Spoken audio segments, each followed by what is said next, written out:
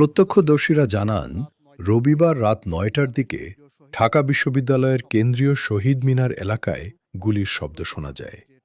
সেখানেই পড়েছিলেন কলেজ ছাত্র ও কন্টেন্ট ক্রিয়েটর রাকিব আহমেদ। কুপিয়ে জখমও করা হয় তাকে।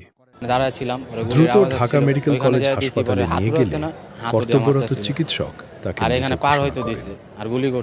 খবর পাওয়ার পর জরুরি বিভাগের সামনে কান্নায় ভেঙে পড়েন বন্ধু ও স্বজনরা।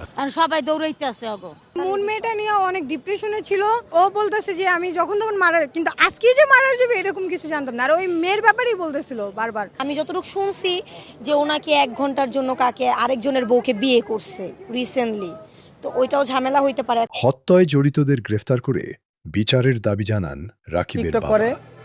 ওর বন্ধু বান্ধবের অভাব নাই, তবে সে যখন ওই যে হুন্ডা নিয়ে আসলো, হুন্ডার থেকে নামার সাথে সাথে তারা 4টা রাউন্ড গুলি করছে। ওইখানকার পোলাপাইনে বললো, আর গুলি করার পরে তারা এলো পাতালি মানে কোপাইছে। আসামিরা যেন কোন প্রকার ছাড়া না পায়।